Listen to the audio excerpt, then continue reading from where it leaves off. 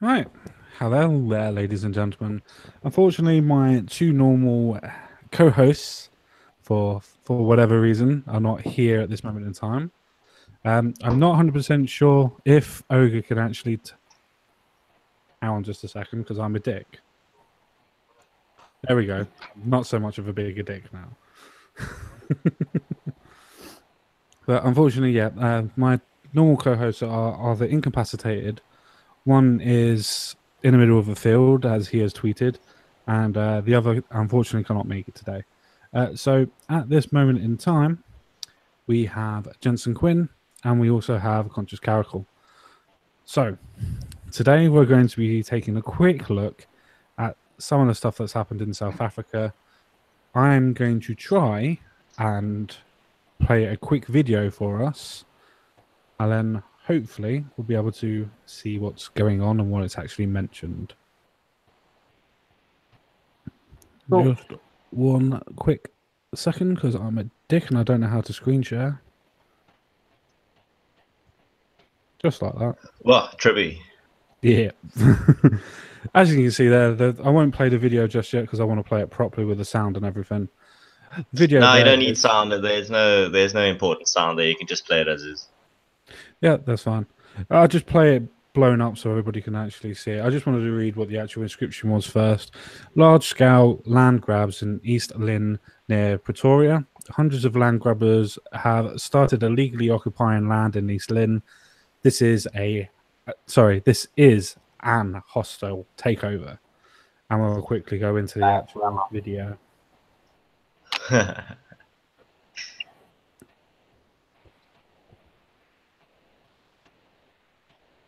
As you can see, there's a hell of a lot of people who look like they're trying to build tents and stuff like that at the minute.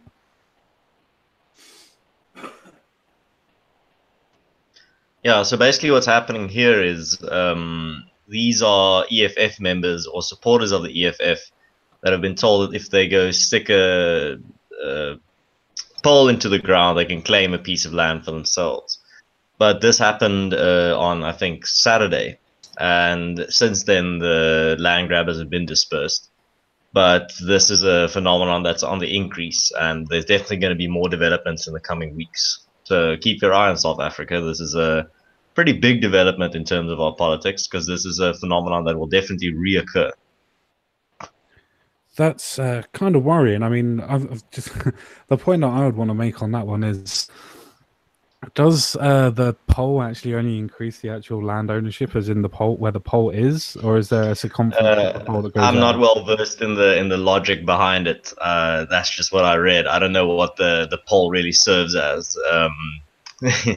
It's probably some type of prearranged thing. I don't know. I didn't read up on what the purpose of the pole actually is. I think it's just to mark a spot on the ground. That's fair enough. I mean, I would have thought there would have been some sort of circumference from it. I mean, just guessing. I wouldn't know off the top of my head, but I would guess there's some sort of form of circumference from it. They could have written a flag on it. But what flag would they fly? Would they fly their party's flag or their country's flag, or They'd fly would they make their own? gun flag. Now they put the British flag back. I mean, put the British flag down. Sorry. Yeah, I'm sure that would reunite everybody in that country. To be fair, yeah, we don't need to attack the Boers anymore. Hell with that. Let's attack the British because they're trying to reclaim everything. Yeah. So basically, it's not a. I don't think we're going to be busy with this. Oh shit! That common sense guy that just disconnect. Oh, okay. Looks like it's that old. That could have been awkward.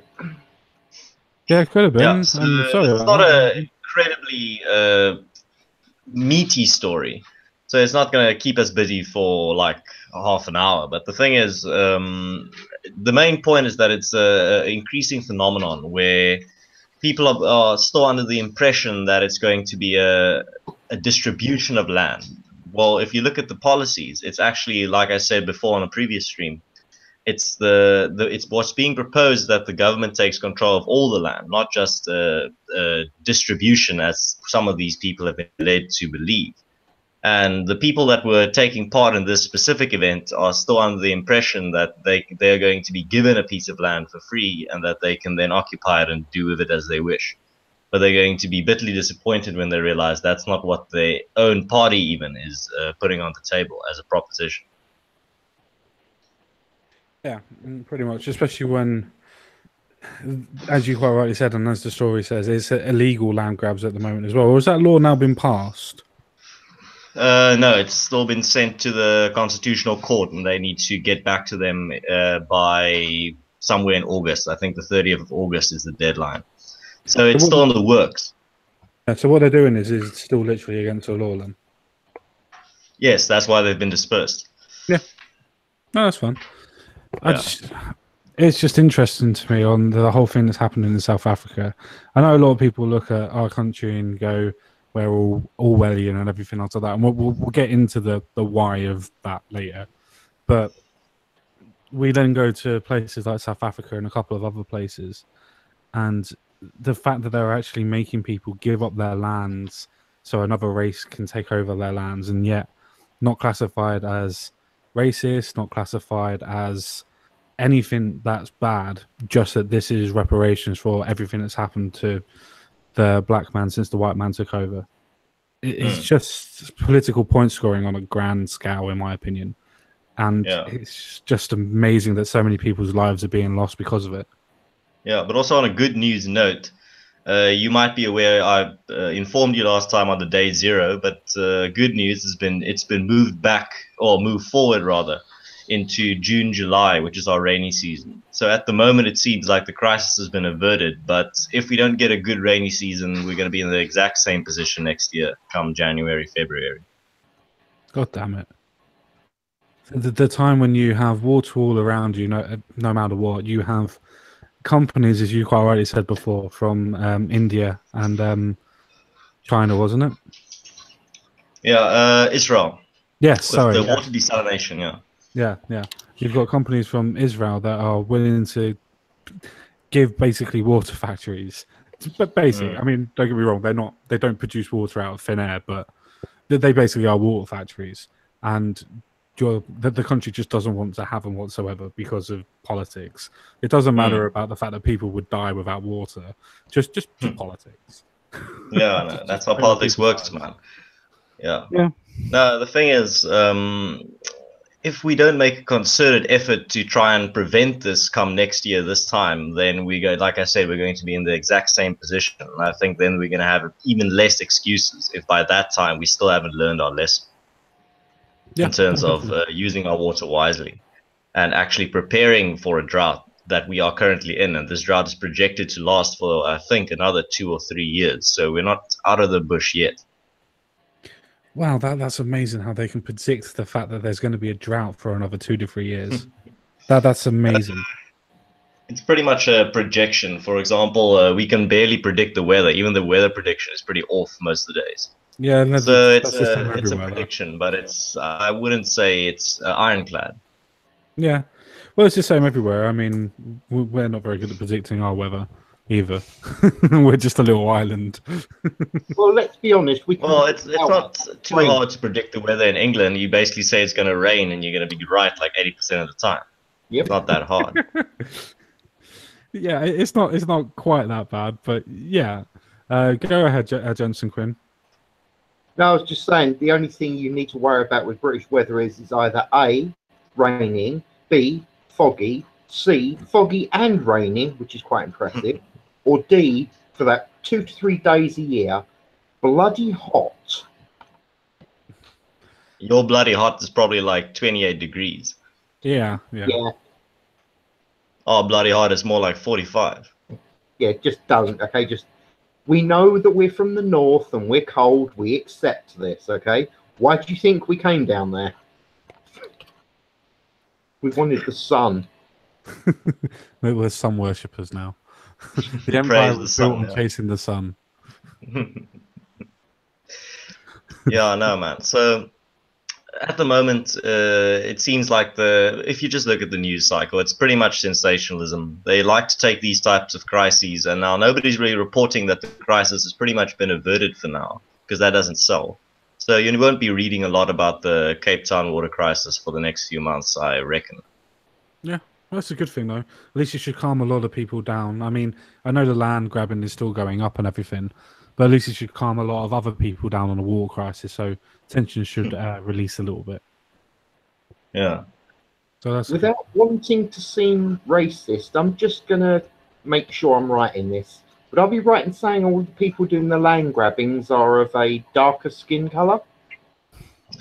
Well, yeah, if you look at the South African statistics, if you just look at how poverty is distributed, then that's not a very out there opinion. Okay, that's what I thought, but I thought I'd check with you first, you know? But remember, that's how they justify it. They justify the land grabbing through what happened in the past. So that's a pretty accurate way of putting it. The way that that's how the game is played. That's how the chess pieces have been lined up. Yeah, I mean, I've had a couple of conversations with people on Twitter about that particular Twitter thing that I sent out, which got fucking amazing amount of support, and I don't know how that happened. To the point Probably where some big person retweeted it, yeah. Yeah, that one. I was speaking to a couple of people that was so brainwashed, where I've said to them, well, they've been there for over like 400 or 500 years, and how many generations that is in that.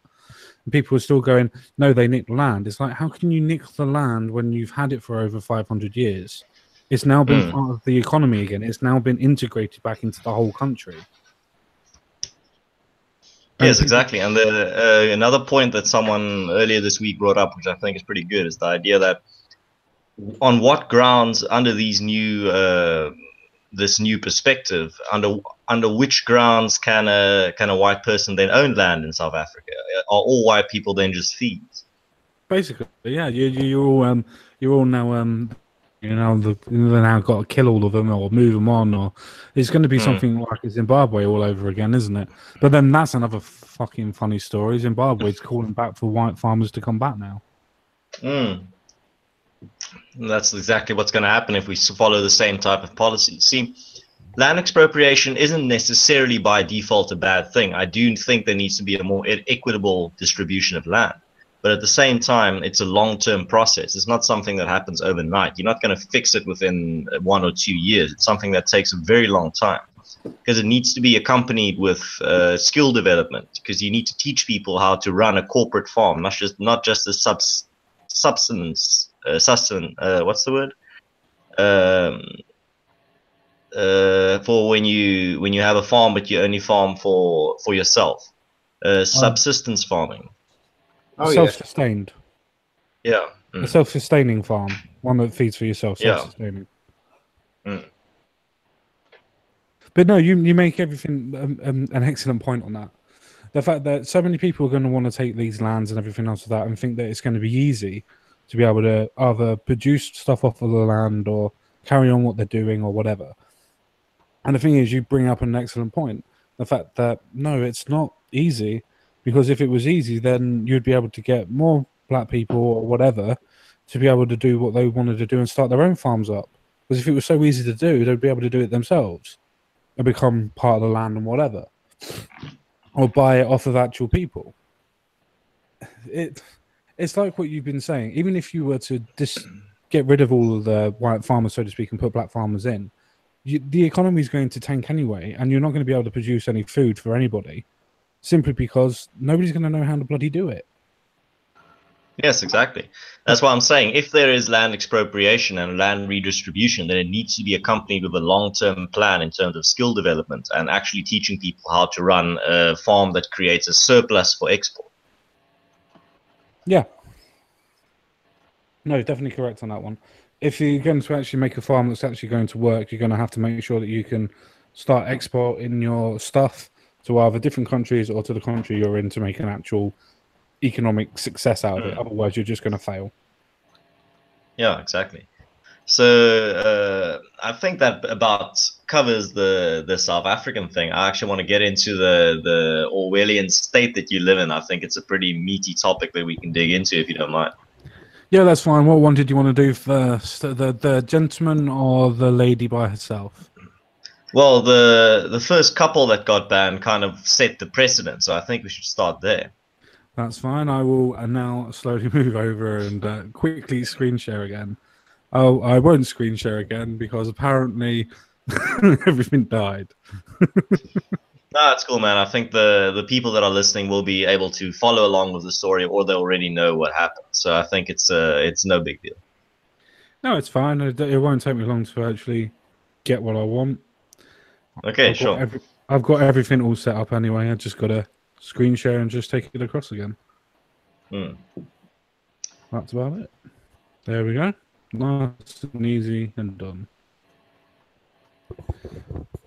So apparently from the Daily Mail, which is a right-wing site as well, they are stating that far-right Austrian activist and his American girlfriend say they have been deported from Britain over plans to speak in Hyde Park. So Yeah, see Martin's saying, the guy being labeled the Austrian activist. I'm not very familiar with him or what he is involved in or what his stances are, so I can't really say if that is a correct assumption that he is a radical person that needs to be banned. So, but Well, I his guess girlfriend is pretty is definitely right leaning, but I haven't seen anything from her that's extremist to the extent where you have to ban her from your country. well, to be honest, I would guess that he wouldn't be that right-leaning because otherwise Brittany herself wouldn't be somebody that's with a white supremacist because she isn't Yeah, one. right. Yeah, So right. you've got to look at it from her point of view as well and try and make a correlation if we don't know. And personally, I don't think Martin Selenet is anything radical. I think the only thing that he's radical on is Islam, a bit like Tommy Robertson. He likes to. That's the funniest thing for me. Yeah, and that's the thing. Because they went to England to interview Tommy Robinson, that shows me that they weren't there for extremist intent. They were just wanting to do an interview with a person that's anti-organized religion and specifically Islam. Yeah. Well, that's the thing in this country now. Islam has now been turned into a protected religion. Almost like a holy cow. Almost, yes. I just wish to actually shoot the fucker. Not because I don't like Muslims in general, but just because it's just nice to actually be able to talk about the elephant that's actually in the room. Because you need to actually... The funniest thing for me is the label of them being labeled racist. But last time I checked, a religion isn't a race. It is now. It is now, my friend. That's why we have Islamophobia. I mean, we have a new word in bloody English language now. We now have Russianophobia, Russiophobia, an irrational fear of Russians. There's actually some substance to that. I've seen that in person. I don't disagree that it's something that could actually be some form of substance to it. It's just a fact of everything now got a phobia to it. It's like I'm phonophobic now. I'm scared of my phone because I don't want to see people get blown up. You're phobia-phobic. I am. I'm scared of everything. If I'm right, this is the guy that was actually going to Speaker's Corner to actually say his piece. Am I right? Yeah, he was going to go to Speaker's Corner to be able to not necessarily attack anybody or do anything, but to be able to speak his bit and then have people's questions thrown at him and stuff like that. To be honest, it happens quite a lot in Speaker's Corner. It's just normally taken by either Christian people or Muslim people, and generally it's taken by Muslim people nowadays. That's not a generalization. I watch a lot of stuff from Preacher's Corner in Hyde Park. They actually have a YouTube channel, believe it or not. Yeah, so the question that I want to raise, and that's why I wanted to bring this up on the stream, why I think it's such a meaty topic. You as a person from the UK, where do you think this is all leading? Where do you think you're going to end up? Is there going to be pushback against this, or is this going to be set the precedent for the future? Well, I think it's actually setting a precedent for the future. I definitely don't think that there's going to be a pushback against it. Because apart from people that are on the internet, not many people know who these people are. Not many people know that this is actually happening. Nobody knows that we're taking in, 30,000 people from Syria that have been fighting, that have been proven to be Islamic fighters from ISIS and proven. We're going to take all them in. We're going to give them passports. We're going to make sure they're okay. But we can't have people that haven't shot anybody for any sort of ideology or religion, and we're going to turn them away because we think that they might cause a bit of a problem. Yeah, we're going to arrest them for a potential crime. Exactly. Well, we're turning into the goddamn Minority Report, aren't we? We're going to let the actual murderers get past. We're going to let the actual murderers go past, but people that are thinking about it. Yeah, but that's the thing. Now you look at South Africa and you look at England, and you see that both countries have problems of their own. So it's like the world is almost in a state of crisis. It's not like there's only the shitholes and the non-shitholes. It seems like the whole world is kind of a shithole. You're being racist now by calling everybody shitholes by being Donald Trump. You should never. No, do man, that. I hate everyone equally. So I'm calling the entire planet a shithole, and I think that's pretty much an objective fact. Hoorah! But no, you do make an extremely great point. The fact that most countries at this moment in time are, well, you would probably call left leaning in most of the Western world at the minute. Most of them are left leaning, looking for multiculturalism, not looking for, and I don't mean it in a bad way when I say multiculturalism, because generally it can work. If it's done slowly, it can work, in my opinion. Some people may disagree, but it's just my opinion on that. If it's done slowly, it can work as long as people integrate to the actual society. To the point where Sargon would say something along the lines of a civic nationality. And that's when that all happens slowly. Yeah. But this is happening You see, that's too the thing. quick. Yeah, that's also the point that I bring up in South Africa, is that there seems to be this idea that we can just change the world overnight, that this is not things that take immense amounts of time. Yeah, exactly. And that's the thing where people on the left, I mean, most of I don't know if you know, but there's been another rape gang that's been put out, the Telford rape gangs. I saw that shit show. Yeah. And the thing is, I looked for all news sources because I did a video on it, which I don't really care what people think of the video at the minute. It doesn't matter. But I did source checking for it. Not one single leftist newspaper, like The Guardian or anything else like that, actually even produced this goddamn story. They were all right-leaning newspapers. But why? It didn't seem like there wasn't a non-politically correct connection to. There was just basically a child grooming gang that was exposed. Not that much of a PC issue, in my opinion. No, it definitely wasn't a PC issue. It was just not to get into the actual story too much, but it's a case that it's been going on for 40 years and been proven from going on for 40 years since this story's been taken from the late 80s. Girls from the age of 11 have been indoctrinated and part of this that's gone on. And people since about the early 90s have been producing evidence to the police. And the police and it seems like the police were complicit in it. I sort of suggest that in my video, that I think that they are either being paid to look the other way or they are doing something involved with it. And there are only hints and there are only suggestions because I don't have any evidence. Yeah, but it's absolutely sick, man, that something like that would happen in a supposedly first world country like yourselves. Like, I mean, England is supposed to be this bastion of decency. Yeah. I mean, if you just look at Rotherham and Telford, that's over 2,500 girls in a 15-year period that have been raped and molested, and those are the only ones that have actually come forward. And when that happens to you as a child, that messes you up for the rest of your life. Yeah, but that's going to mess up the whole community as well, because it doesn't just affect the child, unfortunately. It affects the community, because if the child can't go to their mum and dad and tell them what's going on, and then the mum and dad can't tell the police what's going on because they're not doing anything, social services are not doing anything, because otherwise they would have been able to do things. I mean, there's a story in the actual video that I did of a girl called Lucy, Lucy Lowe, Lowe, who's been abused from the age of 11, has a child at the age of 14, and then is killed with her mum and her sister of 17 at the age of 16 by the abuser that was actually doing stuff to her because she went to the police. And not one sort of form of authority figure from, for instance, the social services from a child for a child of 14 to have another child. They didn't think about going in and having a look and finding out what's what. I mean, I'm not trying to say that they should have took the child away from the 14-year-old. I never said that. But surely they would have gone in and gone, well, what the fuck's happened? Surely that would have gone on in their mind, and we need to find out what's going on. Do they need to have, I don't know, a talk about the birds and the bees, for instance? And just find out what's actually going on. And just in general, if you're just thinking of it as a generalization.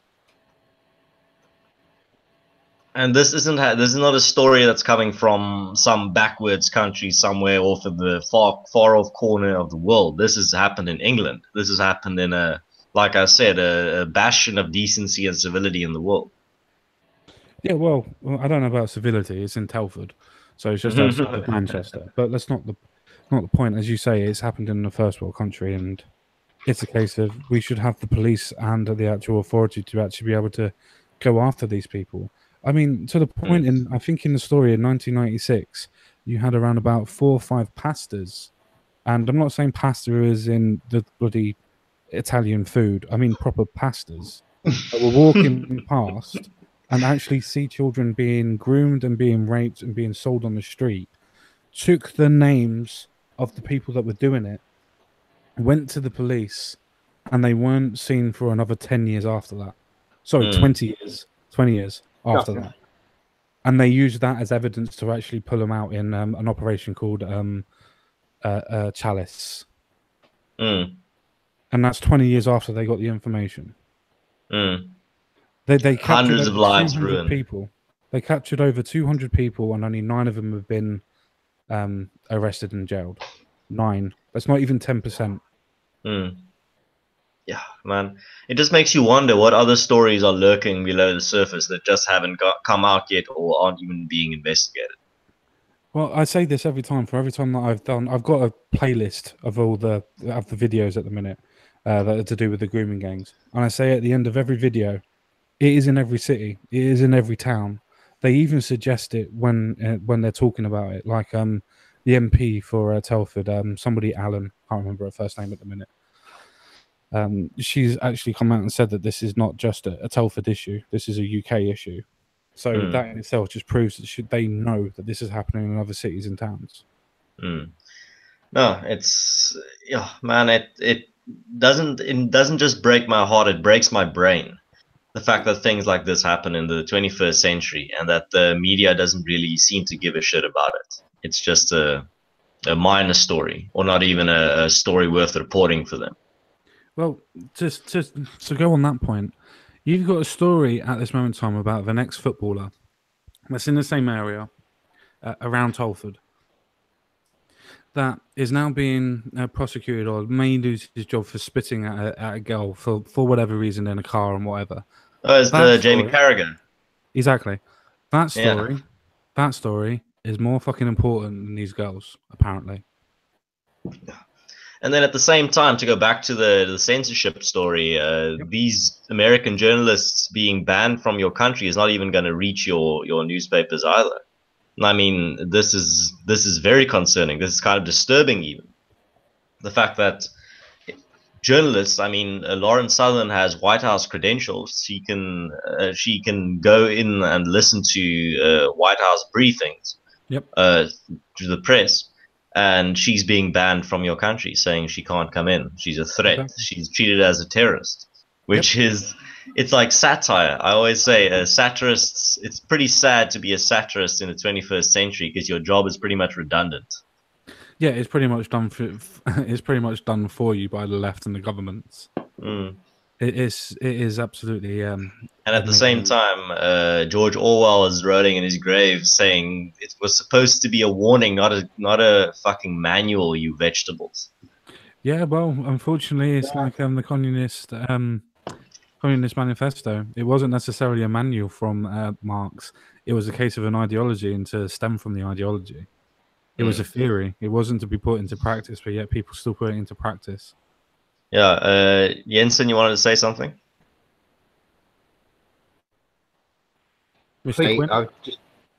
I have to be very careful what I say because I have quite extreme views of how to deal with paedophiles, and people seem to get a little bit upset at some of my suggestions. So I've got to temper my words a little, but the fact that this shit is happening in society nowadays is beyond me. How the hell can it be acceptable to harm children if you're not of the white people? If they do it, yeah, no, it's fine. If a white person does it, oh my God, will they come down on you like a ton of bricks? It's ridiculous is how I see it. So you're also from the UK? Oh, yes. Okay, right. So you're pretty much two people that are pretty invested in the story in terms of this is happening close to home.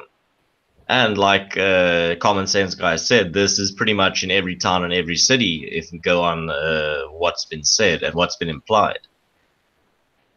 Unfortunately, yes, you'd have a hard time finding places it doesn't happen. People need to stand up and protect the children. All jokes aside about, well, think of the children. No, in this case, literally, Yes. think Yeah. of the frigging children.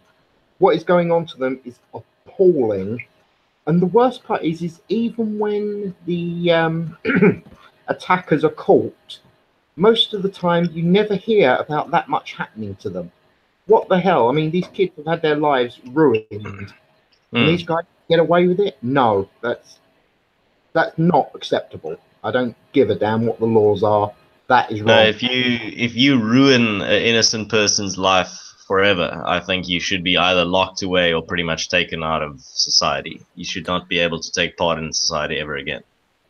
Yeah, I have to agree with that without going too far into punishment, because we all know what we would really do with paedophiles if we were left alone with them. So we don't need to go down that road, so to speak. But you do make an extremely good point, Mr. Quinn. From when I did the Newcastle video, the Newcastle grooming gang video, they had a point where they had a think tank afterwards have a look at all the statistics. And this is a quotation. This is a government think tank as well, mind you. Actually trying to debunk the fact that they were an Asian rape gang, and in fact, they come out proving the fact that it was 87% of the Asian gangs were Asian. See, that's another thing that's absolutely ridiculous, is how language is used to not only influence opinion, but also to influence behavior. It's like a quote I posted today, the basic tool for the manipulation of reality is the manipulation of words. If you control the meaning of words, you can control people, you can control the people who use those words. So, and that was said by Philip K. Dick. Yeah. No, you're correct with that. It's a case of the English language is amazing for using particular words and then saying it has a different meaning. I don't think it's just the English language. I think most languages have those loopholes where you can use it to manipulate people's discourse and people's behavior in general. Yeah, I definitely agree with that. And to paint something evil as something good, or something wrong as something right. You see it constantly. It's the classic idea of war is peace and ignorance is power, or ignorance is strength. Yeah. Are you quoting from the Sith handbook there? No, I'm quoting from 1984. Yep, directly. Ridiculous that we've actually allowed this world to get to this point. I mean, seriously? Well, the reason why we've allowed it is because so many people are not interested in what's going on in the world. So many people are now switched off to the fact that, not that we're all one race and we all need to sing Kumbaya and everything else like that, but what affects one of us affects all of us, especially in our countries. I mean, maybe it's the fact that we now look worldwide instead of more to our neighbours. Maybe that's the problem. Maybe it's the fact that nationalism should rise a little bit more. And I don't mean white or black or whatever nationalisation you want to put a colour to, but I mean civic nationalism. Maybe that should rise a little bit more, so we actually look after our own countries again. Actually realise what's going on in our countries, and that's what Donald Trump said at his UN speech, where he said that I'm going to put America first, but just as each and every one of you in this room should put your countries first. Which is something that I think, if you get too infatuated with the global village and the entire global idea of everyone getting closer and closer together and creating a homogenous society, then you can lose track of your own problems that you have domestically, because you're too infatuated with the problems that the world has. Exactly, and that's the reason why the European government would never actually work, and why it doesn't work. Because there's so many things that the European government can't legislate for, because they're not going to be able to tell somebody from Italy, he's not going to be able to tell us what's going to happen in England and what we need to vote for. And speaking of Italy, that's why the right wing has surged in the past election there, because of EU failings. Yeah, mainly due to migration and to do with civic nationalism again. It's all a case of people want control of their actual borders and actually to be able to look after themselves. Yes, exactly. People want to determine their own destiny. Yeah, I also think it's the fact that the European, I also think it's the fact that the European Union at this moment in time are just bullying people into trying to be subservient to their ideals. If they're not France or Germany or the UK at this moment in time, though then again they're still trying to bully us. It's not going particularly well for them, but they're still trying. But they're trying to bully everybody at this moment in time, and they're like a wounded animal trying to scrape and scratch and trying to pull everything they can as close as possible, as quickly as possible. And because they're doing that, they're forcing more and more countries away. You've got the Czech Republic that's going to be voting for a new president this year. You've got Hungary that's going to be voting for a new president this year. Poland is already not digging the EU scene. Yeah, but Romania Poland as well. unfortunately is next year though, for their new leaders. But Yeah, Poland, I think it will stay pretty much the same in Poland. They have a pretty nationalistic government already in place. yeah, but I think the nationalistic government will actually pull away, especially if more countries like Italy are going to turn more right. And the more that the years go on, And as the more talks people of are going to turn a right. Italy exit starts circulating, Yeah, it's not I as imagine catchy they as would do. Brexit. Yeah, I imagine they would do. They'd probably form an Italy exit. That would kill the EU, though. If that happens, that would be the end of the EU. I don't think If it Italy would. leaves, Happen soon then. I think I then don't it's a think. matter of months before it collapses. I don't think it would do. Losing an economy like Italy would be like cutting a tumor out of Europe. I'm not trying to say that it would make them better. The cancer's still there, but it would make them feel better for a while because the economy in itself is tanking anyway. It has But been I for a think very it's long time. Europe's fourth largest economy, if I'm correct. It is the fourth largest economy, but it is an economy that's tanking and it has around about 56 to 60% youth unemployment. They're taking a Greece route. Yeah, I don't think it would be the end of the EU. It would hurt the EU a hell of a lot, especially with us leaving as well. But it wouldn't be the end of the EU because the EU would just draw more on the subsidies of the. Well, if you really think about it, the EU is basically just Germany trying to peacefully take over Europe. Trying to. Yeah. I wouldn't say they've taken over. I mean, just look at what happened with Brexit and a lot of these countries that are not willing to abide by all their rules. But at the same time, it's eerily similar to their plan with the Second World War, but this time they're just doing it peacefully without firing a single bullet. I have this idea of one day when Germany has created this ironclad EU of its own EU army, then Merkel comes over to the podium and she stands there and she says, I've done what Hitler could never do, and I didn't have to fire a single bullet. Europe is now ours. And then they just take it all. And they create the Third Reich in the 21st century. To be fair, I can't really say too much against that, to be fair. It's definitely a possibility. Definitely a possibility. I think that they've lost quite a lot of their power, though. I think the left in general have lost quite a lot of their power. I think most. Well, they're continually losing. They can't stop losing, and Trump can't stop winning. Yeah, I don't think it's just a case of a Trump either. I think it's more of a case of the idea of any sort of form of nationalism at the moment. I think that's winning. The fact that we should look after our own countries again. I think that's winning. I think it's the case of it's like the saying, charity begins at home. How can you look after somebody else if you can't look after yourself? Yes, exactly. I think that's the thing where people. But also, the rise in nationalism is the inevitable pushback against globalism. If you look at the saying goes, the farther the pendulum swings to the left, the harder it swings right. Exactly. So to cancel out the idea of homogeneity and the idea of we're all going to create this global village and we're going to do away with borders, we're going to have one world government and one world culture and one world religion. The ultimate anecdote or the antidote for that would be nationalism, and that's why there's a rise in nationalism. It's the pushback, it's the counterweight that keeps everything in balance. That's why you're seeing things like Brexit and Catalonia and Veneto and another Italian province that wants to secede. You're seeing all these nationalist movements because that's the inevitable pushback against the globalizing world. To be fair, I think Macron's actually come out and actually said before on Sky News I think he actually said that if you ever put the idea of a vote of a Frexit to the French people, that they would actually be leaving the EU. They don't want to be part of the EU.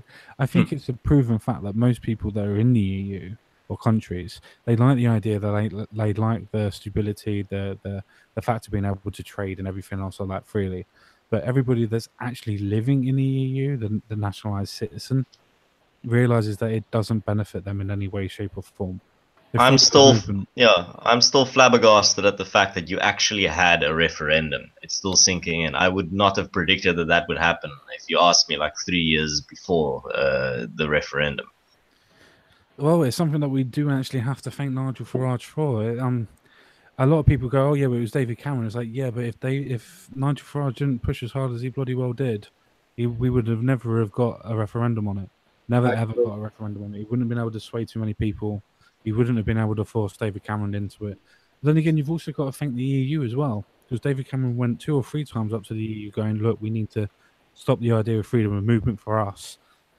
Otherwise, we're going to have to leave." And the EU on 3 occasions basically told him to fuck off. But you see, that's the thing. That's what's breaking countries, is the fact that the EU is imposing laws and sending them migrants, and these are things that they never voted on. They just have to accept it, just take it. And people are not that easy to convince to just take a hit without any reward. No, I agree. I think I've got Binary Surfer that's trying to talk to me. I think to actually have a conversation, if Binary Surfer, if you want to quickly message me on Twitter, I'll quickly send you the link. And if you want to have a quick chat, we can have a quick chat, because that would be quite interesting to have somebody's different opinion on it. Yeah, let's go for it, man. More the merrier. I mean, this is a pretty broad topic, so the more perspectives you can get, the better grasp you'll get on the minor complexities that are within it. Exactly. I mean, I'm not going to be able to remember everything, but I'm pretty sure that David Cameron went up there 2 to 3 times and basically tried to make us have a different deal, and tried to tell them that we needed to sort something out. I'm pretty sure, but I'm more than happy to be proven wrong. More than happy. One of the things that was good about the English was we never actually really went into the whole European thing fully. We don't like the idea of anyone else being in charge apart from us. Yes, I know that's egotistical on our part, but do you know something? Yet again, we was proved right with the European Union. It's a bad idea. It's really funny to see the British Empire being subjugated to a larger institution or a larger entity. It just doesn't seem right. I agree with you. But unfortunately, that's the way the world has gone. You're not allowed to be nationalistic, jingoistic. In fact, pretty much any sort of istic is now considered borderline a crime. And something tells me if the government could get their way, they would actually change it to a crime. And that's the bit that's scary. Yeah, you should think before it's illegal. Yeah. Yeah, because otherwise you're just not going to be able to think about anything. Well, that's where we're heading. We're going to live in a world where there's something like thought crimes. And pretty much. My opinion on all of that is all hail our robot overlords. I don't think they're even going to keep us as pets, man. Like, I think if there ever come a day where the robots take over, I think we're going to be one of the first pieces of furniture that they throw out. I'd agree with that, to be fair. The robots definitely would be throwing us out of everywhere. I mean, just look at us. We're a pretty sorry lot to keep around. Like, they'd probably just want to put us out of our misery. Exactly. Hello there, Mr. Binary Surfer. When you're ready and you got your microphone sorted, take us back to where we were and please correct me. Yeah, you all right? Can you hear me? Hello. 100%. Good. So it was a matter of record. Cameron publicly went saying he was obviously looking for a deal and tough free negotiation, blah blah blah blah. In reality, some reports came out about this from, I think it was the Belgian foreign minister, who actually said apparently he walked into the room and said essentially, "Don't worry, guys, I've got this. We won't leave. Just give me a few token concessions I can take to the public. We don't need anything really. I've got it in hand." Oops. Yeah. No. To be fair, I could believe that. To be fair, I really could believe that. The fact of having an open face to everybody, and then behind closed doors going, "Don't worry, lads, we'll be fine." I can imagine that from Cameron. To be fair. Supposedly it was the Belgian foreign minister who leaked it. He was asked on a local Belgian radio interview, and he was in the room at the time it happened, apparently. Yeah, I actually don't. I don't actually disagree with that. It's something that slimy Mr. David Cameron would do. Wouldn't be the first time he's gone back on a promise and a deal. He only gave the referendum because they were losing vote share to UKIP. Yep. He didn't do it willingly. Yep, definitely. That's correctly. That's correctly. I need to relearn English again. Apparently, that is correct. I definitely have to agree on that. I mean, what else do you think about the fact? Do you think Italy, if they left, would be the end of the EU? I think there's two factors to it. One is a domino effect. So you can write off. Have you ever heard the phrase "once is never, twice is always"? Yeah. Yes. Yeah, I think that applies here. So they can write off one lever as, an isolated incident, unique circumstance. The minute they get a second, there'll be a queue forming for the door. That's... Like I said, if the fourth largest economy in Europe doesn't want to be part of this EU, then that's the death knell for me. I think that'll be you can start arranging the funeral. Well, exactly, and it's nothing to do with the quality of the economy; it's size more than anything.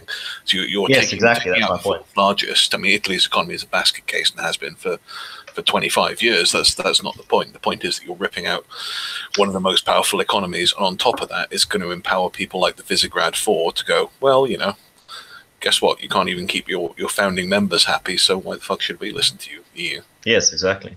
Exactly, especially and it's more about perception than anything else. The perception of one of the fourth largest economy in Europe exiting the EU and following Britain, I mean, that's a pretty big blow in terms of just optics for the EU's image.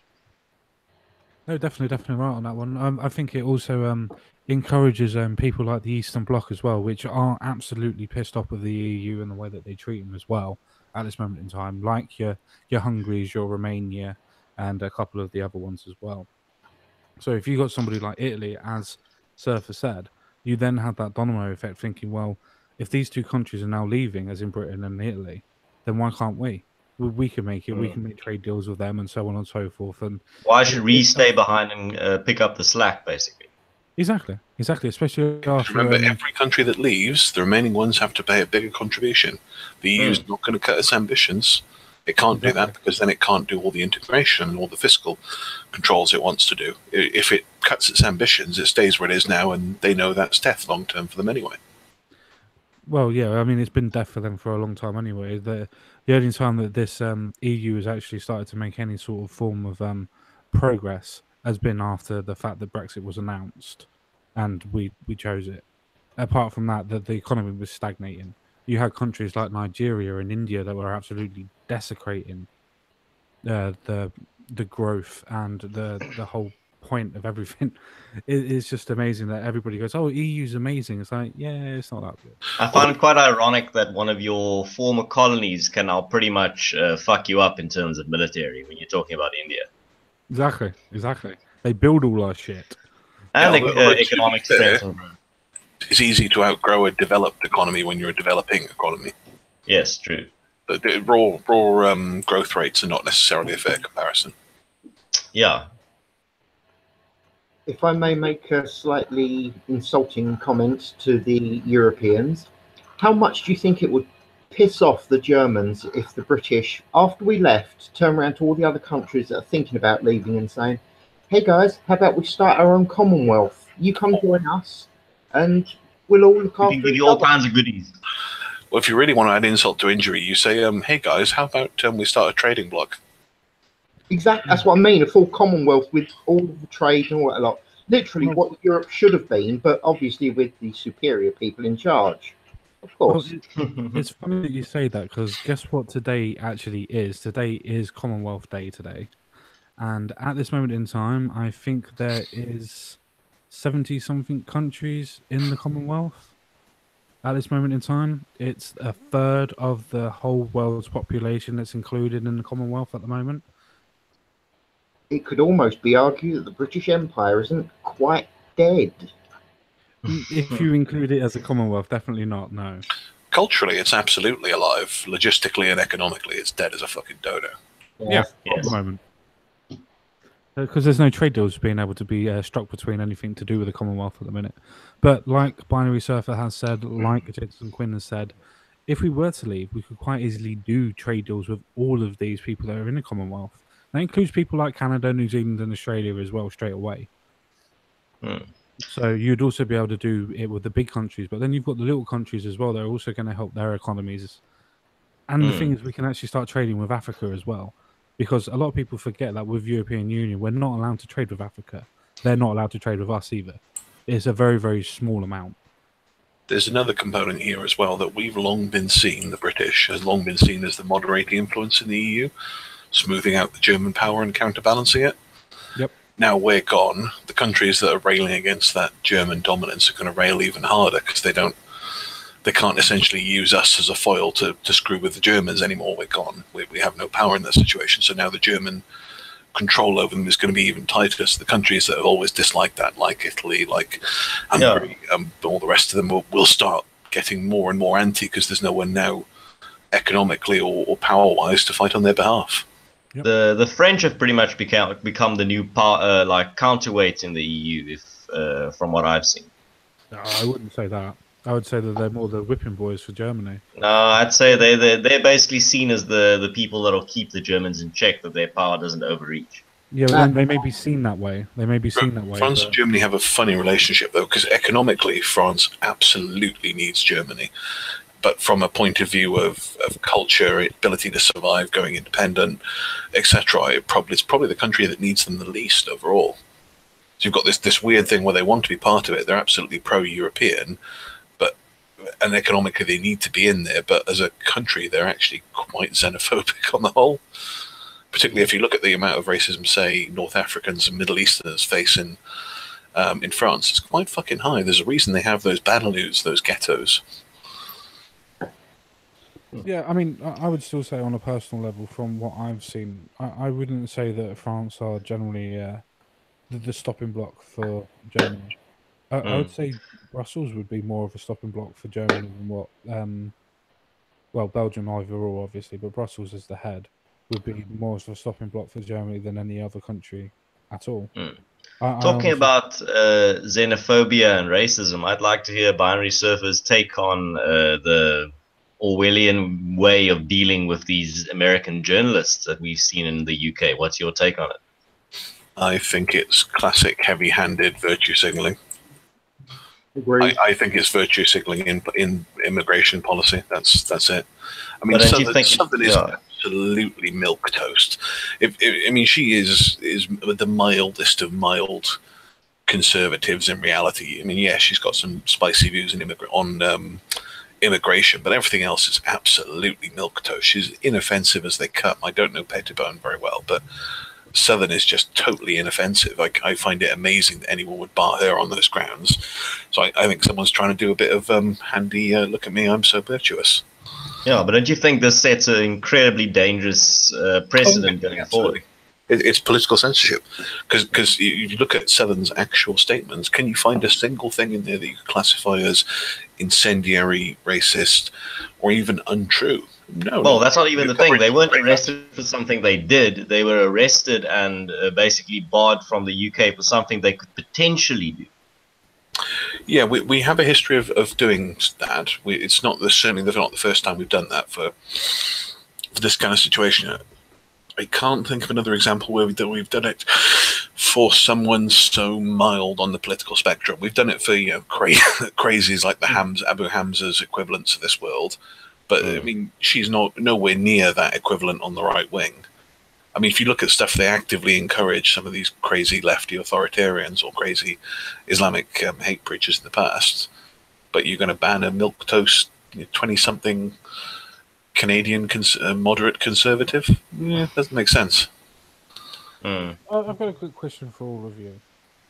Obviously, nobody from the left, obviously, or from a governmental point of view, ever wanted anything to do with a Muslim ban. But is it okay to have a conservative ban? Is it okay or is it coming? Because they are two separate questions. Well, take it as both, because we know it's coming. It's not a case of if it's coming, it is coming because it's happening.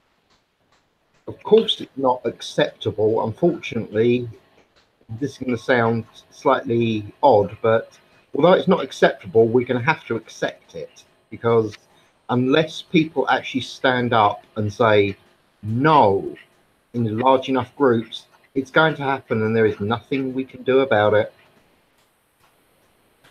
But I'm pretty sure we're going to have to deal with some form of political censorship at some point in the next 10 years. I don't think it'll go as far as a ban or actual criminalization of a core position. What I think you'll see them doing is chipping away at the edges, salami tactics. Anyone ever watch Yes Minister? Yep. Or Yes Prime Minister, more exactly. Yeah. You ever seen that one where he talks about the Soviet invasion? Yes. What point do you press the nuclear button? And he can't decide when to press it because the guy's quite sensibly making the point that you never do a massive grab all in one go. You do it in little pieces so that you never quite make a single gain big enough to justify your opponent calling foul. And that's essentially what they'll do. They'll do it in small pieces. Well, just a little bit here, a little bit more. That's what Jordan Peterson says, when he says that things get really bad one little step at a time. They'll encroach a bit on your rights, and as soon as you react, they'll stop, and they'll wait till you calm down, and then they'll encroach a bit more. And then when you make a noise, they're going to stop and wait. And when you calm down, they're going to keep going. And that's how you end up. A few years later, you're 5 miles from where you started, and you didn't even take a single step. You've just been pushed 1 inch at a time. Yeah, exactly, and I think that is where we are heading with this, in that the position will not be outlawed, but they will shove the Overton window so far to the left that it will be very hard to express any position that isn't left on the absolute spectrum, because there will only be a tiny slice of right left in the Overton window. I mean, that's where we were a few years ago. It seems to have swung back a little bit now, but for how long, I don't think we know. But now the question that I would raise for everyone on the panel is the idea of, do you think this is the inevitable consequence of where we're going, or do you think there's still a chance that we can correct our course to a more free society? Correct our course. There is definitely a chance that we can correct our course. I'm going to use Sargon as the obvious example. If you've got people like Sargon that are very politically active and not necessarily on an internet scene, it's just a case that he's the only one that I know that's doing it.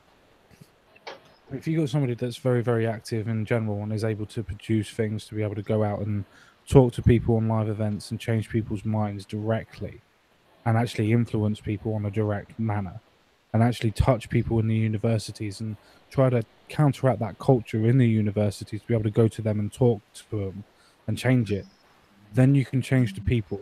If you change the people will then change who's in charge, and then you don't even have to have any sort of formal revolution. But if you can't do that and it takes too long, the only way that you can really do anything about that is, to coin a left's term, is a forceful takeover. I don't think it will go that far. I honestly think that, as what Conscious Caracal's already said, the political compass or the metronome, or how I use it as an elastic band, once the elastic band stretches too far, it's going to snap. And when it does, it's going to snap to the opposite side. And that's where we are at this moment in time. It's the momentum is pushing it towards the right. It's a paradigm shift, yeah. Yeah. And then that's a definite point. I honestly feel that at this moment in time, a lot of people are changing their minds. And I think a lot of politicians, I mean, you look at some of the younger conservatives that come on telly, and you look at them and you hear them talk, and they're actually talking about the actual issues, and they're counteracting the left's, could you say, visceral points of thinking about it's all to do with morals rather than actual points and facts. and the Conservatives, the younger ones, are now coming out and actually But you countering see, the fact. here's the disturbing part, or the worrying part, is that every paradigm shift is accompanied by a moral panic. And also at the same time, when that pendulum swings back to recreate, to go back to the middle point and to create balance, that's a very turbulent time in human history. If you just look at what's happened in the past and how these paradigm shifts happen, is that that's basically the growth pains that you go through every time. Is that paradigm shift is a pretty chaotic and conflict ridden and full of turmoil. It's really not a good time in history. And then afterwards, the sun comes up, and then everyone picks up their shit and goes on with their lives. But during the process, while that shift is happening, it's the world kind of loses its mind to an extent. Horrible shit happens. Couple of things to bear in mind here. One, the left had, and I stress had, won the cultural war. I don't think anyone would debate that the left had won the culture war of the 60s, 70s, 80s, and 90s, particularly in the West. You can make the argument in the East and Asia is different, but in the West they'd won it hands down. What they've now done is, because they've won it, they've tried to push it so far to their side that essentially they've compromised their win. And as you quite correctly highlighted, the rubber band is now pulling back towards the other side. I think the problem is, I mean, so maybe a different way of putting it. Look at all these kids now that are now essentially saying they're leaning right. They're saying they're leaning right because they've looked at how far left the left want to go that they've previously been on board with and gone, that's batshit. I'm not up for that. That's too far.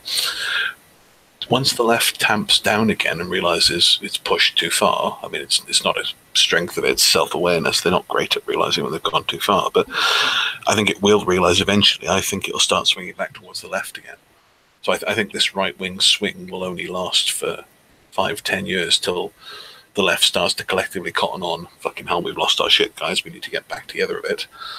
I think it'll start heading back. But you see, that's where the right-wing resurgence came from, was the idea that because the left won the cultural war in the 80s and the 90s, the right was forced to basically turn tail, run away, and go do some heavy fucking introspection and just look in the mirror and say, we need to either adapt or we're going to fade into irrelevance. And that's what happened.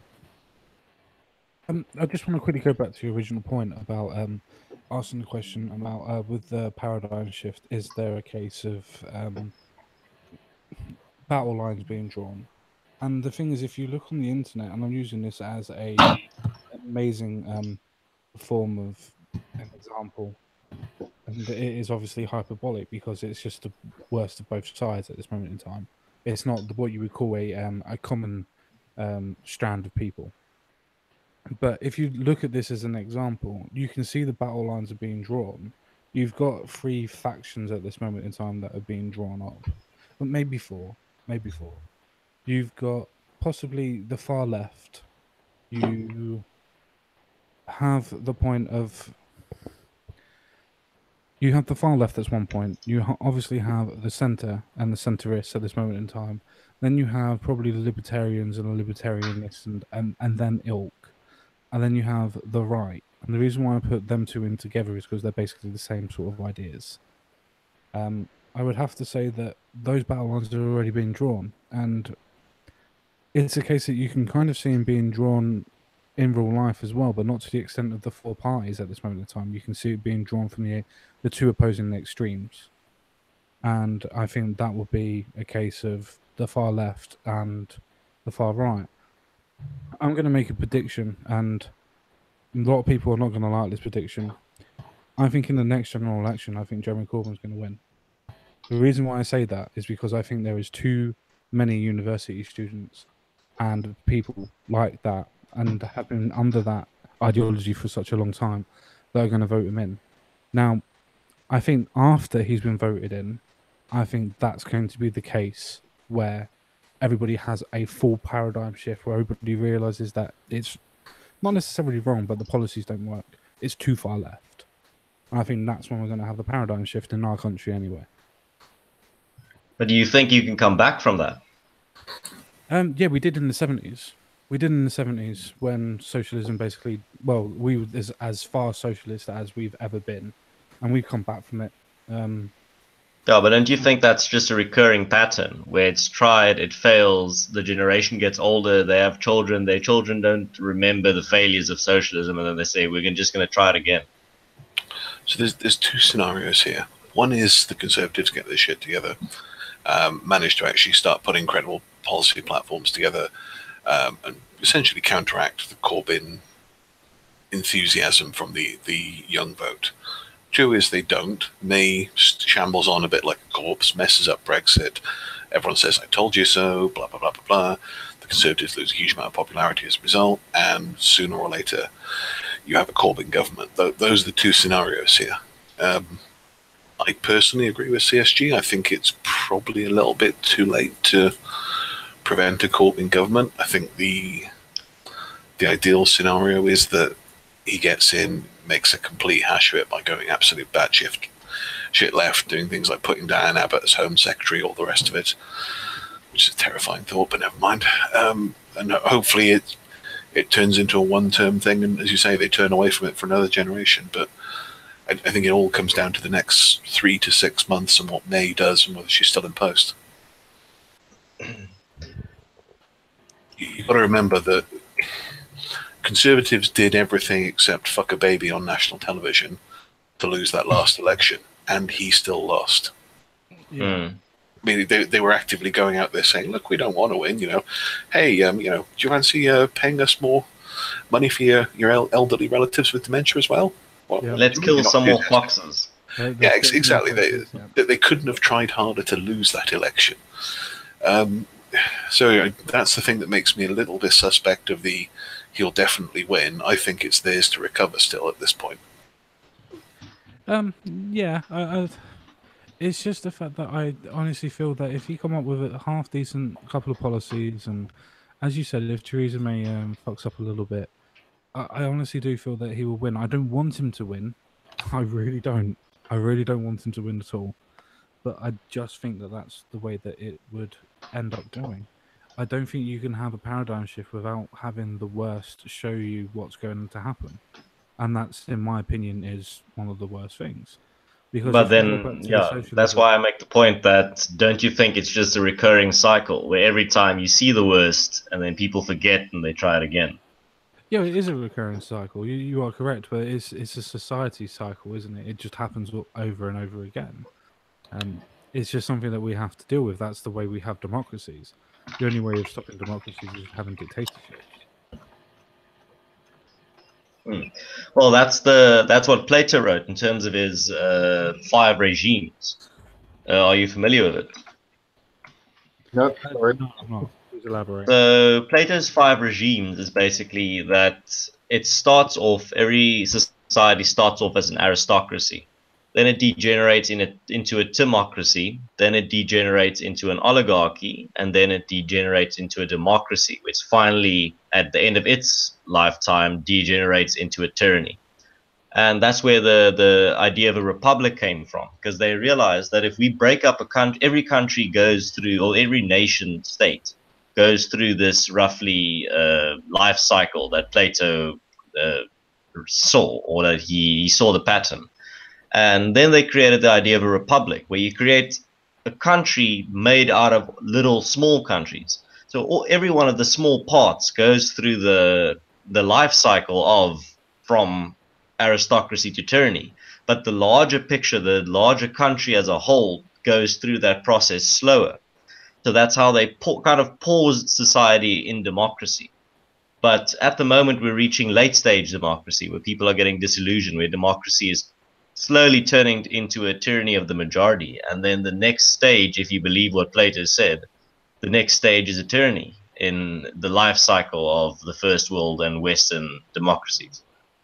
Yeah, you can see parallels that are happening with that. I mean, you take things like that are happening with Count Dankula. You have things that are happening with people like Lawrence Southern and things like that. You can only say what we want you to say. You get 10 years for putting a bit of bacon on there. Excuse me, a bit of bacon on a mosque. But if you have a child trafficking sex ring, you only get a slap on the wrist. Exactly. You don't even get investigated properly. You only get around about an 8% fucking conviction rate out of 200 people. probably get a lollipop from the police. Exactly. Don't touch these girls again. Suck on this. Yeah. But that is the level of what's going on in the country at the moment. I mean, we laugh. No, and that's why I'm it's laughing, because it's morbidly funny. It's tragically hilarious. The fact that No, we've exactly. come to this It's point. Yeah, exactly. It's dark humor, but it's dark humor that comes from a place of truth, unfortunately. And though that's the way that people deal with these type of things, it's a case that we do have to have a look at it. We can't just, and no, not us in general. I mean people, but we need to actually have a look and actually talk about these things. I was having a talk with a feminist, which I did videos on called Chloe. Now, I talked to this girl. This girl said that I wasn't after any sort of process of changing her mind or anything, which is fair enough. Whatever, she's entitled to her opinion. But I had to talk with her because on Twitter she posted about something about going down an aisle and being able to pick up sizes 6 to 12 or whatever in the same thing. I said, "Oh, better feminist ideas to have then." And then we went into it and everything else like that. And I said, "Well, it's amazing that you as a feminist haven't said anything about this Telford incident, not one iota. Is there a reason behind that?" And she completely and utterly glossed over it, saying, "This is my platform. I'll talk what I want to talk about." And that's the level of blind devotion to an ideology that you've got to deal with. The fact that they won't even deal with the fact that that is happening, and that's supposed to be their ideology. Girls of 11 and everything else of that being raped by men, the patriarchy and whatever, literally their definition of everything. And yet you actually look at it and you tell them, and they're like, "You're telling me what to do. I don't want you to tell me what to do." And You it's got to just, get remember, over yourself and it's do very, very scary for these people to admit that essentially what they have supported for the last however long is resulting in this. It's a very scary thing for them. So it's much safer for them psychologically to ignore it. It's ego shattering. It's because they've built their entire identity on their ideology, and if their ideology is flawed and is producing evil, that inherently makes them evil and flawed. Correct. And so they do not want to examine it. They will do everything they can to avoid it. Yeah. In my experience, I have even seen people who have been personally affected by this kind of thing bury their head and blame other things than the obvious cause, rather than take that hit to the ego. Yeah, we're very keen to protect our ego as a species. We don't like having it cracked. Yeah, no, you. Well, yeah, that's how we survived for 200,000 years and became the dominant species on the planet, is through that idea of you need to preserve your own sanity and your own self-worth first. That's how you survive and become a dominant member of your society. Yeah, but there's difference from doing the survival method and then just protecting your ideology. There's a difference between. Not from a point of view of evolution, there isn't. You've got to remember there's such a short time between us having crawled out of the proverbial jungle and now, evolutionary speaking, we just haven't adapted. I would disagree with that. I would disagree with that. Not because of the level of evolution that's happened, but the fact of survival is keen as either you run away or you fight. That is the keen point of survival, and that's your mentality that you will have. No, but unpick it further. Go a layer under that. What aside from skin color or what you eat, what would distinguish your tribe from another tribe? Family. Okay, go one layer more abstract than that. The particular rules you've built your society on. Your values. Yeah, your values. The tribe. That's the difference. Your tribe is civic nationalism. Yeah, so you're thinking in modern evolved terms, so that in evolutionary terms, your values as a tribe would dictate your success or failure. That's why a lot of people will cling to them so fanatically, because actually at one point that dictated whether or not your group stayed together or fragmented. Yeah. Since the dawn of the modern form of Homo sapien, we've had primitive forms of culture, and that's pretty much where your values come from. So this has been ingrained in us from a pretty early stage in our development. So this is basically, evolution doesn't know what ideology is. Evolution only knows how to survive and how to be an efficient being. I'm going to take this to a whole new different level. Wow, I'm bigging myself up here. But no, I'm going to take it to a different level. Even if you're in a tribe, so take for instance, at this moment in time, you're taking a tribalistic point. So that means that we're thinking as in a herd mentality. Now, if you look at any herd that's being hunted by a predator, once that predator then starts entering the herd and breaking the herd up, everybody runs off of themselves. It's self-preservation. No matter what tribe, no matter what herd you're in, as soon as a predator is after you, you run away from the herd. You protect yourself, and that's the self-preservation that I'm talking about. That's not true. That's not. Well, that's. I'm going to correct you there, because that is absolutely not true in human beings. Human beings operate on an alpha system where basically you elevate one member of the group into a position of protector by feeding it the best things, giving it the best equipment, etc. And the expectation in return for that is that group that then serves as the protector. And that's where we come back to ideology. Who you elevate, how you elevate, when you expect to step in, that centers around culture then? Yeah, but everybody else still runs away, don't they? They do, but you're talking about a fight or flight response as opposed to a... Yeah, but at the same time, if working together and protecting your fellow human beings in the tribe is more benefit in the long term, then you'll stay and fight. Everyone won't just revert to running away. You can see it in animals. For example, herd animals that all run in a certain pattern, and to protect the individuals through working together as a herd. Yeah, you can also see it in a war from people. I understand that the points you're making. All I'm saying is that if you break it down to a base level, people will still run away. If it is a case of that person is either going to be fighting or flighting, that is the choice that they're going to make. It's regardless of whether their evolution has took them to the pinpoint of being a colonel or a sergeant or anything else like that. If that person gets scared, it's the reason why so many people were shot in World War One because of diversion and not going through the trenches, so to speak. There's also a lot of people that would run towards the trenches, but that is the response that you have to make. It's not a case of I'm trying to say that that doesn't happen. I'm saying those are the responses that we always make. No matter what about ideology, the ideology will get broken down no matter what to those base points. I think we're talking about two different things here. You're talking about a biological fight or flight response. We're talking about a tribal response, which is led. So, why do basic question? Why do human beings need tribes and groups that function on a coherent level? Because inside the tribe, you need everyone to believe some version of what you believe. Otherwise, you can't relax around them. You can't be safe. You can't feel. Bear with me. This will make sense in about 30 seconds. I'm leading into the point. The reason why you have a tribe is to be able to get people to do the same, be able to get people to do the jobs that you need to do to be able to live. But one layer deeper than that, how do you decide? Okay, so you're right. Specialization. Not every human being can be a great hunter. Some will be a farmer. Some will have learned to do, I don't know, skin the meat from the animal to make clothing, all the rest of it. So you have the specialization of skill within a tribe, because not every individual can be good at everything. But within that, again, how do you decide who's in the tribe?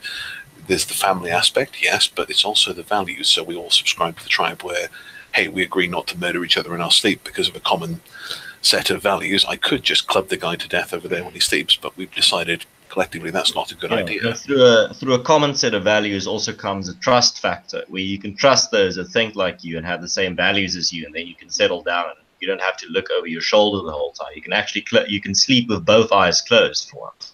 Correct, yes, and that's what I think we're talking about slightly different aspects of the same thing. CSG, you're talking about the biological piece. We're trying to explain the evolutionary piece behind it. No, you're talking about the forms of ideologies, and I'm saying that when something like a tragedy happens, the ideologies go out the window. It doesn't matter about what you think and what you feel at that point. You have two base instincts, and that is it. You're missing my point. I'm not trying to say that ideology doesn't dictate what we do and how we think. But when it comes to the point of being threatened, ideology then runs away. I don't necessarily disagree. I think if you're talking existential threat, as in you instantly die or you live based on your choice, yeah, you'll make a gut response on it. But that's not the scenario we're dealing with here, is it? We're talking about an in-group versus out-group scenario. Am I getting confused? I was actually thinking and under the impression that we were talking about different groups actually, as we were talking about rape gangs and things like that. I thought we were under the impression of having physical abuse happening to you or to somebody else. That isn't an existential threat, though, is it? That's a horrible thing, but it's not an instant death scenario. It depends That's if what you we're think describing. at that moment in time if you're going to die or not, because you can be under the threat of being killed while you're being raped, can't you? So it depends. But it doesn't threaten the species or the community. It I was doesn't never threaten talking them with about the species extinction. or the community.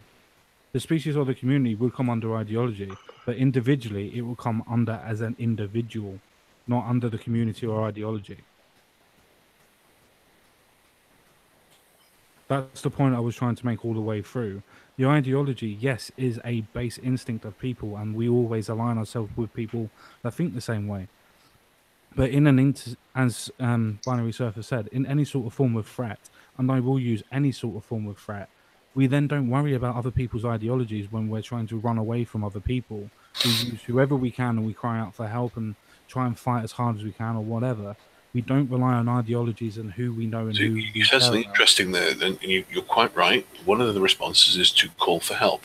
Who do you call for help from? Anybody nearby. Anybody? Do you call for help from the guy's mates who's doing it to you? No, you're calling for There could be a anybody that wants to survival.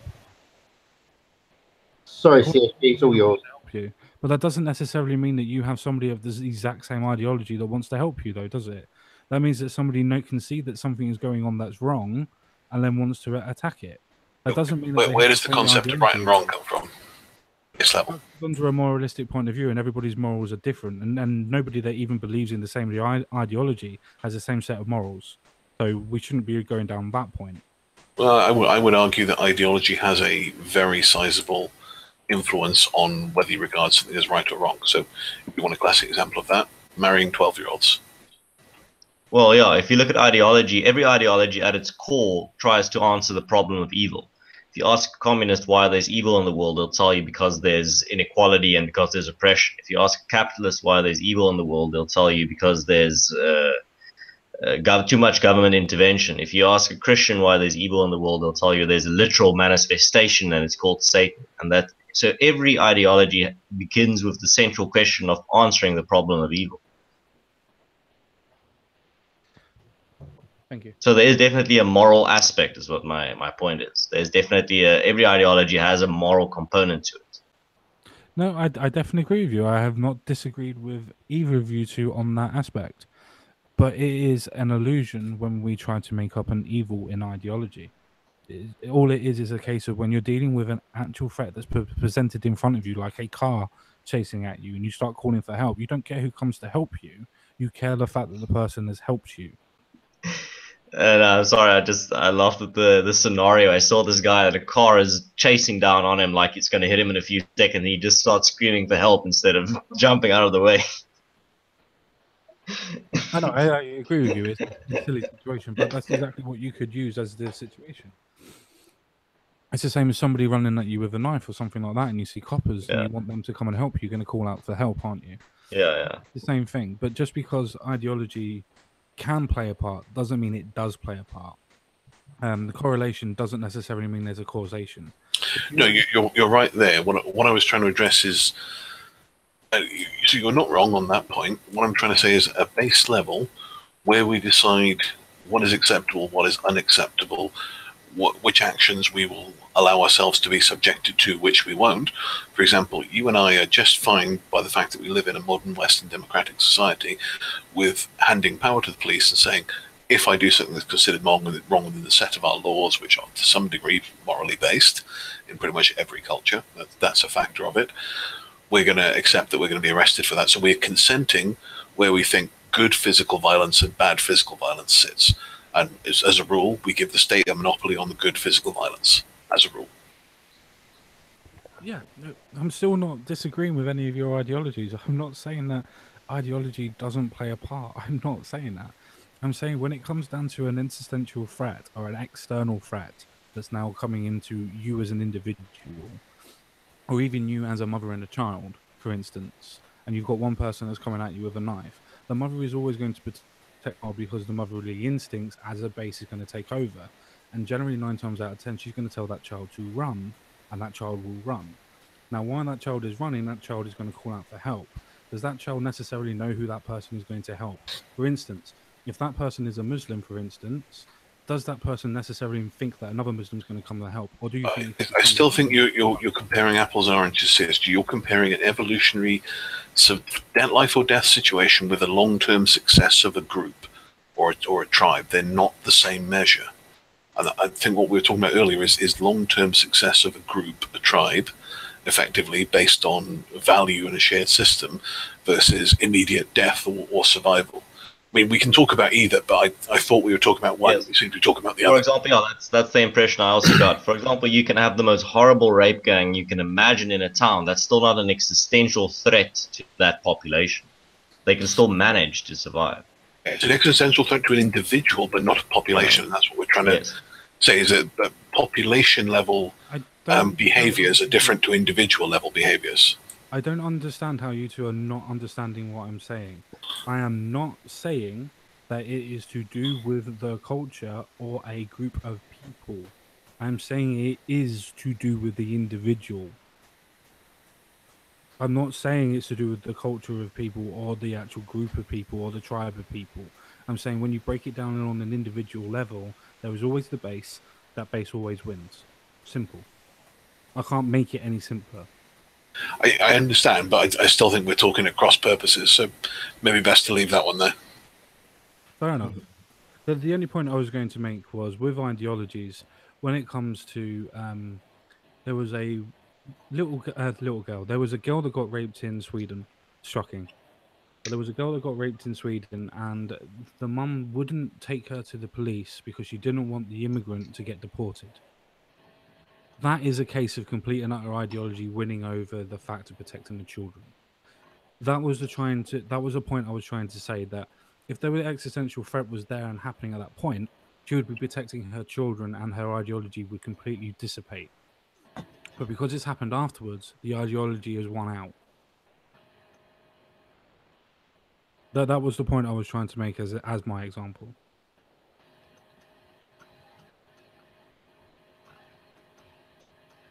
Okay, all right. I get where you're coming from. I still think there's a bit of a crossing of wires. I think we're talking about different levels of society, and I think we can leave that for another time, because I think at past, me and Binary Surfer need to jet. But I think we can start wrapping up in terms of the last words. But this was a pretty interesting. I like the fact that this stream was more broad. It wasn't just focused on one topic or like 2 or 3 news stories. This was more of just a political stream in terms of discussing ideas. Yeah, I do like that. I like the way that I love doing my streams with Ogre, and I love doing my streams with Magic Bollocks, but sometimes when I used to do your streams on my own, where you just get a couple of people in, you talk to the chat as well, and you just don't know where the ideology and the points are going to be happening, or where you're going to be talking about. I find those conversations the best conversations, and I really enjoy almost like just sitting at the pub. Exactly. I really enjoyed tonight. I really did. Even though with the conversation at the end, I really, really enjoyed it. Great. No, well, man, I think I'll start with the ending sentiments. So I'm glad you invited me on again. It's the first time I've ever been on your channel for a stream, if I remember correctly, even though my memory is not that great. I'm glad that you have an interest in what's happening in South Africa. I'm always glad to share with people and to keep people up to date on what's happening, because the last thing you want is to, in 20 years down the line, say, oh, if only we knew. Like now, well, you won't be able to make that excuse in the future, because now you have ample sources to really try and figure out and get a grasp on what's going on in South Africa. You can talk to actual South Africans like me, and you can ask us, what the hell is going on? Can you explain this to me? And we will do it gladly. So thanks for the platform, man. It's great to be able to get the message across that shit, you're not getting the truth on the mainstream media. You're not getting the actual full picture. Then you're going to have to talk to people on the ground to get a more clearer picture of what's going on. Yeah, no, I appreciate that, mate. Thank you very much for actually coming on. I really did appreciate the talking. Thank you very much. Anytime you want to come on the channel and use it as a platform for whatever reasons, especially anything to do with South Africa, because I'm quite interested in what's going on out there at this moment in time. I'm very happy that the water crisis has, at this moment, been postponed. So that's postponed, yeah. But yeah, that's why I'm always saying people can come say hi on Twitter. That's why I keep people informed on what's going on. That's why I post the latest news stories in terms of what's happening on the Dark Continent. But otherwise, you're going to have to get your information through other South Africans as well. And I'm working on getting more South Africans into online discourse and getting their perspectives and views out there, because I think it's important. People can't just get all their information from the guy with the Caracal avatar. I mean, shit, I'm only human as well. I'm also going to have my biases and my flaws in research and my cherry picking unconsciously. Yeah, exactly. Is that you finished with Conscious Caracal? Yes, that's me 100% finished. No worries. Binary Surfer, take us away on anything you want to talk about, mate. Just in wrapping up, I think, yeah, good discussion, good debate. I think we probably benefit by defining the terms we're talking on a bit more clearly next time, because I think, as you say, we were crossing layers at the end. But no harm in that, it happens. I think what would be good, I will leave you a link as well, CSG, to a couple of lectures I quite enjoyed on the societal aspects of it. Realise it's something different to what we're talking about, but you might find it quite interesting. For me, the tribal aspect is key, and Caracal hit the nose on the head when he was saying it's every civilization or religious system comes up with some definition of good and evil, and I think that feeds into our current moral dilemma. What we have essentially are two very large tribes with two very different sets of values and very different perspectives on what matters in the world. You have, for example, taking Middle Eastern culture, it respects strength above all else. There's very little in the way of compassion in it culturally. Then you look at Western culture, which is almost the flip side of that these days. So you have these two very different interpretations now fighting over essentially dominance in a tribal aspect. But yeah, it's an interesting conversation. I think the good thing for me, as I'm sure I've said this before, is to be able to have that discussion without people getting annoyed or taking it personally. It's that ability to understand that someone is taking on the idea or the viewpoint, not the individual, and that's what I enjoy. Yeah, no, exactly. Everybody may get heated every now and again, or get annoyed, or get whatever, but it doesn't mean we're getting annoyed at the people. It doesn't mean that we're getting annoyed at whatever. It's just a case of not being able to, especially in my case, maybe not being able to portray my argument as the best way that I wanted it to be. And generally, I get annoyed at myself more than I get annoyed at anybody else. But that's the thing about debate. I always compare it to folding metal. Afterwards, you have a much stronger sword than if you just use the first batch of steel. After you folded it a few times. So, and that's what debate does. It challenges your own views. If you just put yourself in an echo chamber, you're never going to be challenged, and you're just going to stagnate. You're going to rot, basically. Exactly. You can't keep your mind sharp and fresh then.